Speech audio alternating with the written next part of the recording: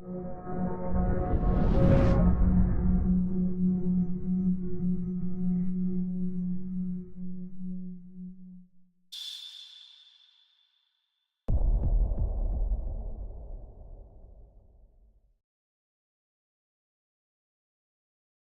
5:13 is our time now to a developing strat of Lansing tax credits for Hollywood. Could be on the chopping block if some lawmakers get their way. Yeah, those for and against the bill are hoping to have their voices heard. For more on what this could What mean exactly going is down the Michigan road. film industry incentives? Let's take a look at what those are.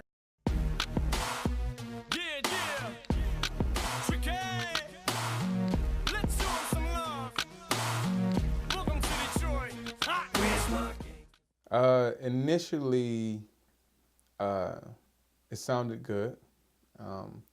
Obviously, for anybody in business, you know, you hear the word incentive, and it's like, okay, let's jump on board. What a lot of people don't know is, again, there's pretty much a catch, and there's some fine print behind incentive. There were a lot of productions that tried to come to Michigan and film here, but what a lot of people may not understand is they were turned down. Part of the incentive was that if you applied for it and you spent X amount of dollars, you were going to get kicked back X amount of dollars. And so obviously film budgets can get pretty big, you know, and some people believe, hey, they can help stimulate the economy, which it did. You know, it definitely had an effect on it. That's when I said, wow, this is more than just some movies. This is an industry. Whether they need the atmosphere of a big city or a small town like Mason, they've been able to find those places all across Michigan, but now these locations aren't quite as appealing. Let's stop the tax credits. The man starring as Michigan's newest governor is calling cut. It was going to be the next Hollywood, and pretty much overnight that disappeared. It basically dried up, I mean, overnight. People who were coming to Michigan stopped and left and went to other states that have incentives. The frustrating thing is there may have been things within our incentive that could have been tweaked, but if New Orleans and Ohio and Atlanta can all have a viable film community, there's no reason why Michigan shouldn't have one. We have everything that's needed as far as the diversity and environment, the weather, the changes. We had crews here because at one time Michigan had the third most film footage shot. It was LA, New York, and then Detroit, because the automotive industry came out with their library of cars every year, and they hired actors to talk about specific lines in the car line. And so we had the crews that did that. I'm Mike Rowe, and I'm spreading the word about Ford. Now here's the new Mustang. First thoughts, first impression. This is the Motor City.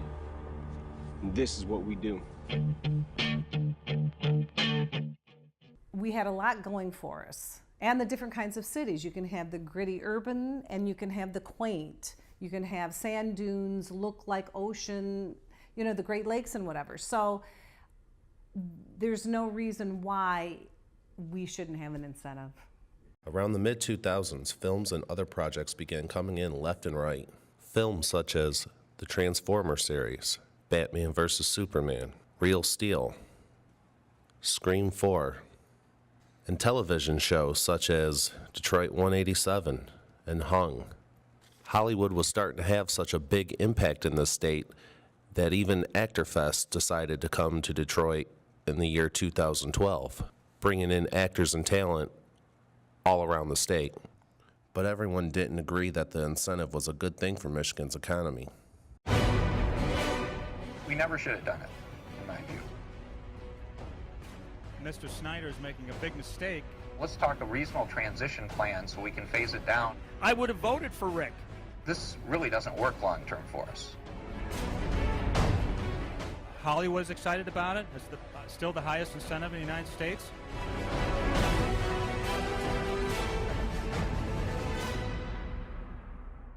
There was that time that the incentive was happening, and there was so much work for everyone.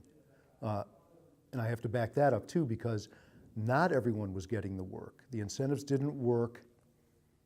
They worked as planned, as they were supposed to be, but not as we would have liked them to be.